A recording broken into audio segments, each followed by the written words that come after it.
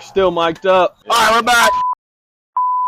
The long-awaited for AkerBrand podcast. Here we are. We've been super excited about this. It's something that we've been planning and talking about for a long time.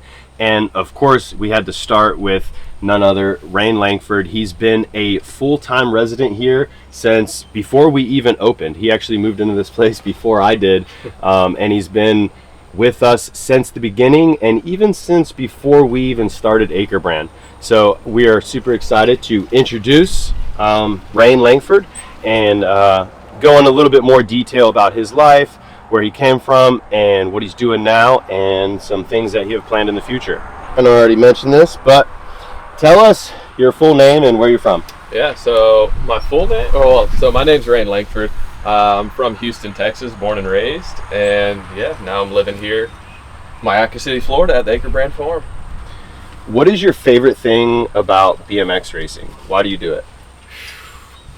Well, honestly, I really just love riding my bike, but since I've been here in Florida, I'd say one of my newfound passions with BMX racing is coaching and giving back to the next generation.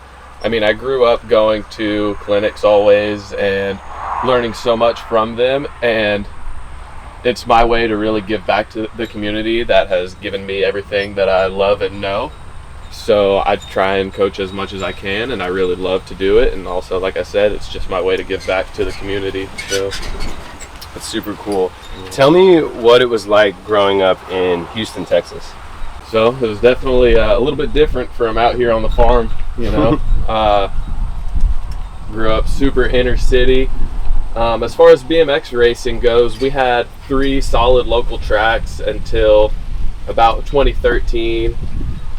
And so we always were racing. I would say we were at the track probably 4 to 6 times a week. So there was always riding going on. We didn't really ever get much snow, similar to here in Florida. So there wasn't much time off. We were always riding. And yeah, I always had a good support system, always had local pros at the track to, you know, to watch and to learn from. And what were some of those local pros that you really looked up to and grew up watching? Well, the biggest name that everybody would know is obviously Kyle Bennett. He was the track operator of my local track in like 2011, 2012. And then another one that I always looked up to was Lee Lewis, Fernie Jaquez, Travis Postany. Yeah, those are a few of my local Texas boys. So, tell me a bit more about your relationship with Kyle Bennett and the influence that he had on you growing up. Well, so I was only 11 whenever he passed, so I didn't get to, you know, spend too much time with him growing up. But he did coach me whenever he passed, and we always worked together. I would say at the time of his passing, it was like every Tuesday, I believe, we would go out to, like I said, he was the track operator of my local track, and so we would go out there every Tuesday and we would ride. We had like a small group that we would all session with, and obviously I got to watch him ride all the time at the track and everything, and yeah, just a, you know, great guy to look up to and try to model. So what are some things that were instrumental in your childhood growing up racing amateur that helped you become such the great rider you are today? Well, there's a few things. Like I said, we always had year-round racing with solid local tracks, and so that was definitely a help, or a big, you know, factor. And then also just who I got to watch ride, all of these pros that, you know, were great riders and just great inspiration for me. And yeah, and also not to mention my parents just always were super supportive and gave me everything that they could to, you know, help me succeed. So what were some things that you gained from your parents, or something that your parents did to help you become the person you are today? I would say a super strong work ethic, because both of my parents still to this day hustle hard, and I think that's something that I've really learned from them and have kind of, you know, taken into my own hands, is just hard work pays off, you know. So Tell me a bit more about your amateur career. I know you were on a couple pretty big factory teams. Did you have many titles growing up, or was it more of a struggle? Or tell me a bit about your amateur career. Yeah, I never was one to win like any NAG titles or national titles or anything like that. I think the biggest number one plate I ever had maybe was a state one in my amateur career. But like I said, I was always just working hard, and I was always grinding in the pack, really. It wasn't until I was like 13, 14 that I started getting a few national wins in the expert class under my belt. And then I was, I believe, 15 years old when I was able to qualify for the NAG 5 challenge, and I raced that. And even into 17 to 20 class, I still was able to win several nationals throughout the year. And yeah, and like you said, I got picked up by, it was Factory Throwdown at the time, but this was right after the year that I qualified for the NAG 5 challenge, and I was able to race that. The next year I got picked up by Factory Throwdown, and then the following 2 years I was on Factory Full Tilt. And yeah, and then at the end of that time I ended up moving to Florida and started kind of pursuing my pro career. So how old were you when you moved to Florida? I was 18 years old. 18 years old. Yeah. And what made you make that decision of leaving your comfort zone, home, with the family in Houston, to then making that huge step to moving out to Florida? And what was that like? Well, it was definitely an unexpected decision for me. So it was during the year of COVID in 2020, and there really just wasn't a lot going on in Texas or anywhere in the world except for Florida, and Florida was just still racing. And so I had the opportunity to come down here and train, and it was just such a great community, and they were so welcoming. And like I said, there was just a lot of BMX happening still, and so I came down here, and during that time I met some great people such as you and Jeremy, and ended up just finding my crew, and here I am still. So when you first moved to Florida, you were still amateur, or were you pro by then? So you're 18. Yeah, I was still amateur. Okay, and then how many years were you in Florida until you turned pro officially? So I moved here during 2020. I think it was like the end of the summer 2020. And so I finished out that year in 17 to 20, and then I raced the following year, 2021, also into the 17-20 class. And then 2022, I made my pro debut. So. And tell me about when you first moved to Florida, what was your living situation like? Because you didn't first come and stay with us. AkerBrand wasn't even built yet. So when you first moved to Florida, where did you live? Who'd you stay with, or who'd you know?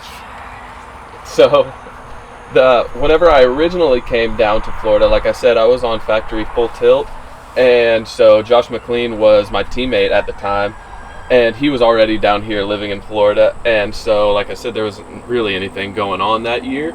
And so he invited me down to come and stay and train. And so I came and I stayed with him until a national that was in Port Charlotte that year at the end of the year.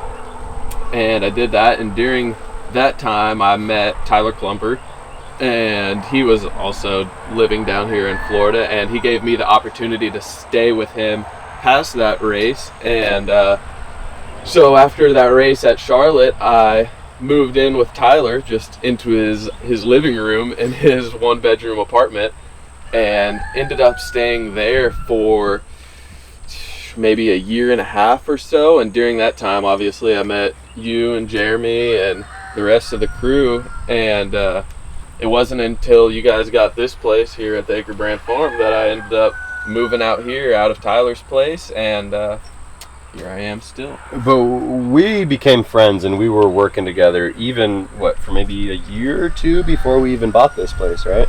Yeah, for sure. Yeah. I think y'all got this at the end of 2021, right? And so, yeah, at least over a year. Yeah, so you're one of the original Aker gang, AkerBrand crew. Tell me a little bit about that. What's it like to be at the very beginning stages of something so new, unheard of, and tell me about how that's going. Man, super cool. Obviously, as you can see behind the cameras here, we have this awesome track and training facility that we can now call the AkerBrand Farms, and to see this place from ground zero when it was just, you know, overgrown with bush and weeds and trash, and to see what it has become and to be fortunate enough to be a part of it. Like, I'm super grateful, and it's super cool, and something that I'm, you know, it holds a special place in my heart for sure, and something I'm very proud to be a part of, and I'm looking forward to continue building with you guys. So sweet. So yeah.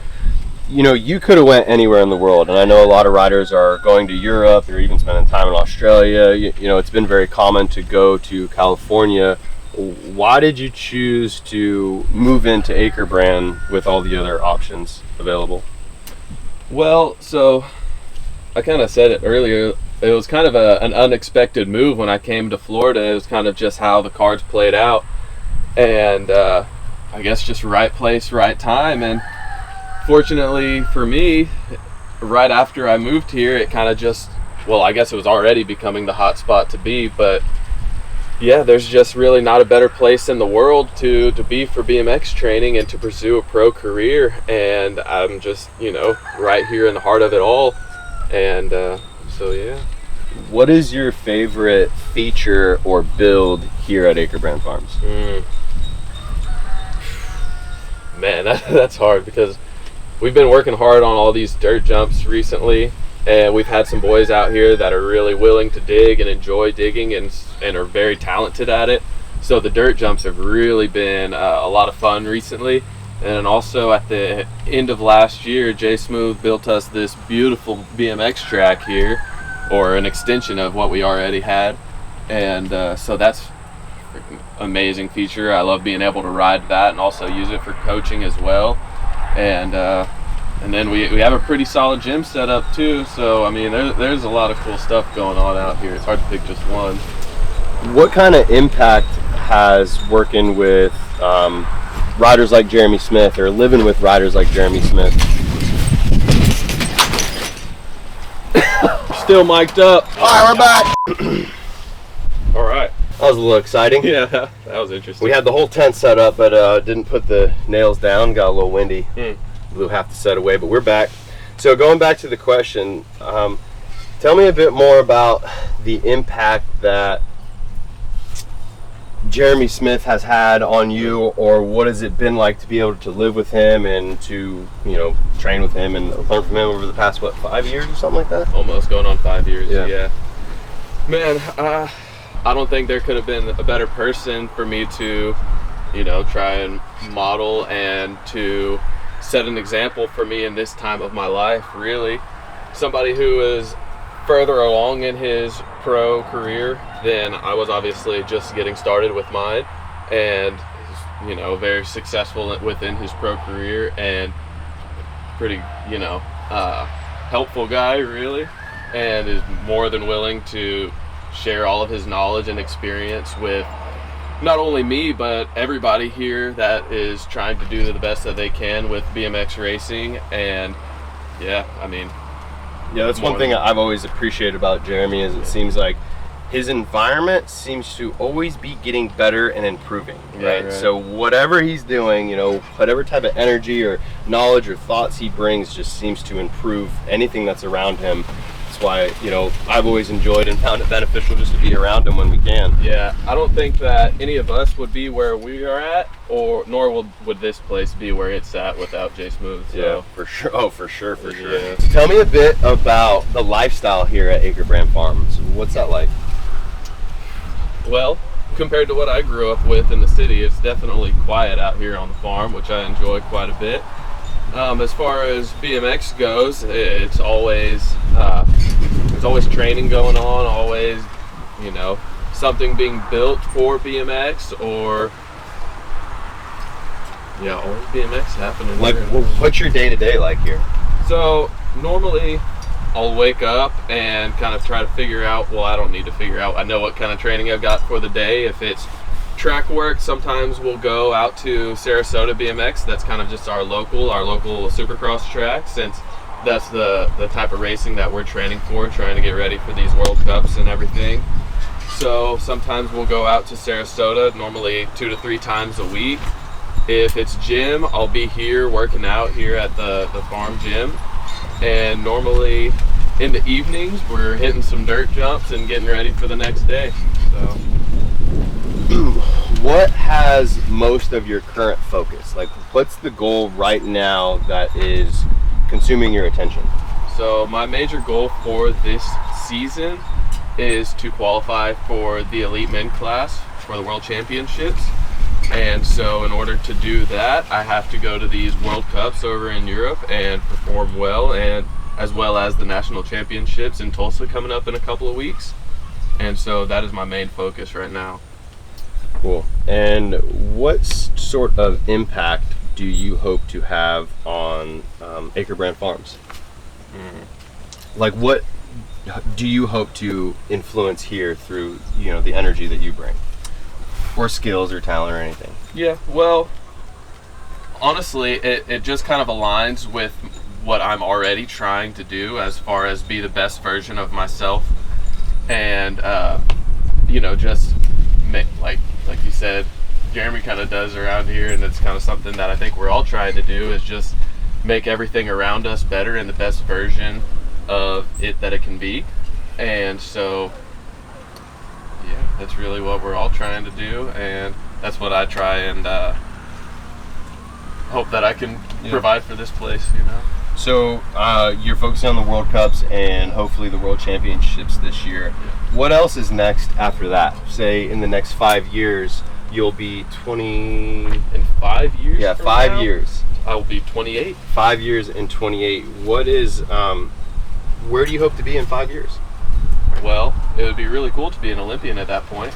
I would say that's my major goal for the next, 4 years, is to try and qualify for the LA Olympics. That would be really cool, and because it's the pinnacle of our sport, and I've come this far, so why not try and make a push for it, and really just try and become the best BMX racer that I can and see how far it can take me. So, what impact do you want to have on BMX racing in general? I know you talked a lot about coaching the next generation and how you have your own goals and you love the lifestyle and improving your environment. Yeah, so what, by the time you leave the sport, if you ever leave the sport, what sort of impact do you hope? Well, honestly, I don't know if I'll ever leave the sport. That's what I like to hear. Yeah, I love BMX. I still love racing my bike. So that's a hard question. Yeah, it's not an easy one. Yeah. There's so much that I want to do within the sport, and so much that I would like to achieve within my own career. But I also obviously want to give back to the sport, like I said, that has given me so much. So I think I'm still trying to find what that means long term, and how I would, want to stay in the sport or after my pro career of racing is done. But I definitely want to stay within the sport and within the industry, and trying to make, BMX as cool and as good as it can be, and try and, put it out there to the world as best I can, to show people the passion that these BMXers have for the sport. Because as we all know, as BMX racers, it's a passion really like no other. Like, we live and we breathe BMX, like this is, I know for you as well, this has been our whole lives, and it's something that we'll give everything that we have for. And so just to, leave it better than I found it, I would say, and try and do everything that I can for it, whatever that, comes with. So, what is your biggest driving factor or motivation? What drives you? Well, is this for BMX racing? Both, in general. Well, like, what keeps you motivated to wake up and put in the work that you're putting in every day? Honestly, I just have fun with it still. That's one thing that I've always said that I'm very fortunate of, is to just still enjoy what I do and still enjoy racing my bicycle and enjoy waking up and training and trying to do the best that I can and just see what my potential is, just to see how far I can take it and how fast I can get and how good I can get on my bicycle.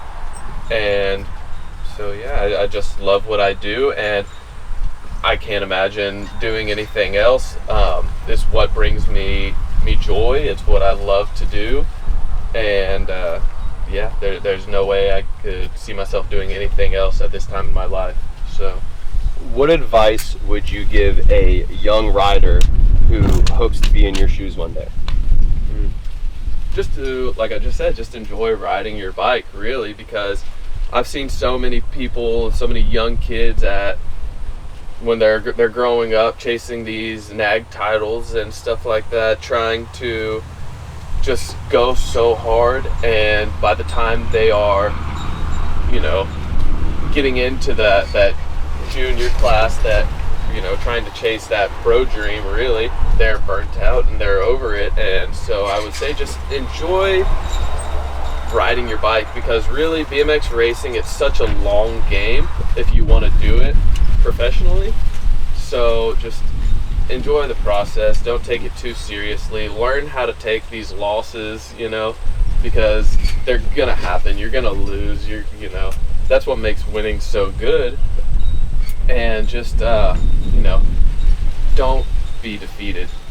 Just keep having fun, keep learning, and keep trying your hardest, really. So, other than racing and riding BMX, what else do you like to do? Anything?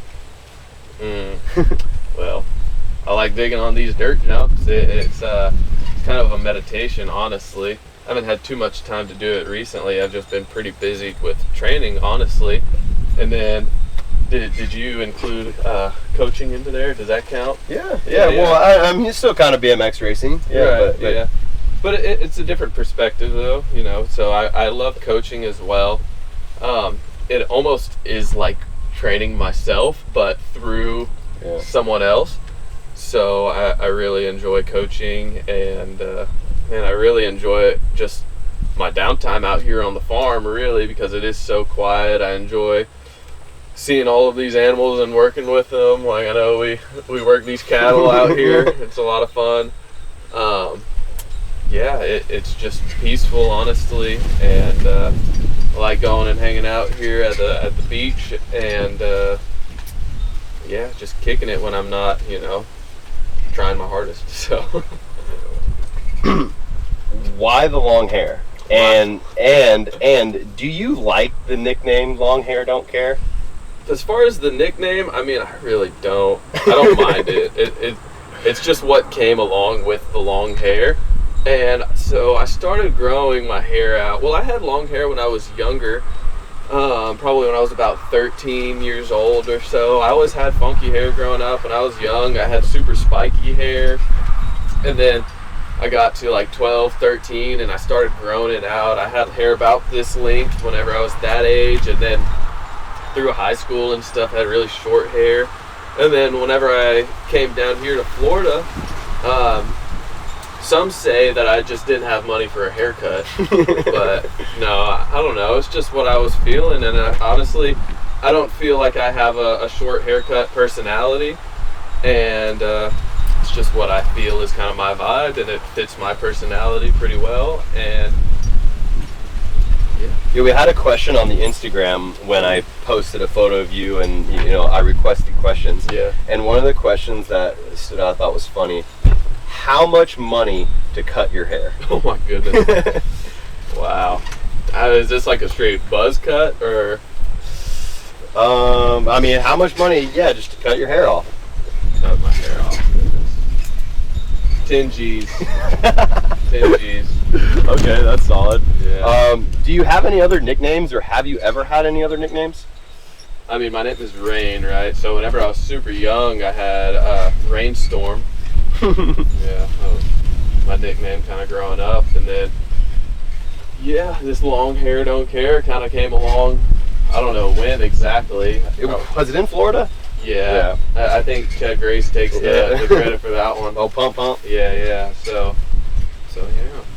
All right, so we're just gonna finish off with a couple. Oh, sorry. And then Rainey Bobaney. Yep. But came from Will Grant himself. So. Rainey Bobaney, and then we had to nickname your mom Janie Bobaney. Yeah. And then we named our first 3 cattle after you, Rainey, Bo, and Baney. Yeah. So there's some nicknames there. All right, so we're gonna end it with just some quick questions. You know, like some of your favorites. What is your favorite food? It's bread, right?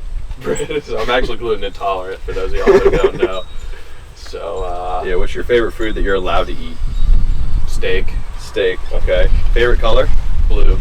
Favorite BMX track? This is a touchy one, dude. Oh goodness, the AkerBrand farm track, the My Radar BMX track located at AkerBrand farm. Who's the favorite rider that you watched growing up? I'd have to say Kyle Bennett. Favorite current rider to watch?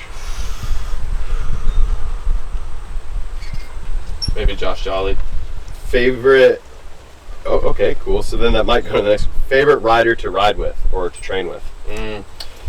That's another cool thing about here at the farm and being a full-time resident is even like just this year, I've gotten to ride with so many different people that have came and gone from the farm. So it's kind of hard to say. There's always people to ride with, but like I just said, Josh Jolly. But he's a really good one because he pushes my limits and he's a great rider and has me, you know, just trying to be the best rider that I can. So. Favorite place that you've been to race? Columbia. Why Columbia? It's just a lot of fun. It was a super cool vibe. The crowd was crazy. It was kind of inexpensive, so that was cool. Food was great. Track was great. They love BMX, so yeah. Anything else that you'd like to add or say before we end this thing up? Well, thank you for having me. I really appreciate it. Thanks for being here. It was a lot of fun, yeah. And then also I got some sponsors to thank. My boys over at Send It and Erickson Spray Foam. They picked me up this year and they've given me a lot of support and I'm very grateful for it. And so yeah, I look forward to continue representing them the best that I can, as well as we got Box and KMC and AkerBrand, of course.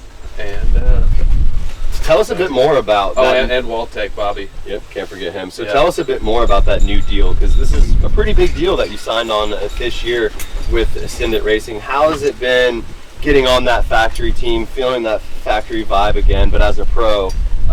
And what are some new and interesting things that they're doing that stand out?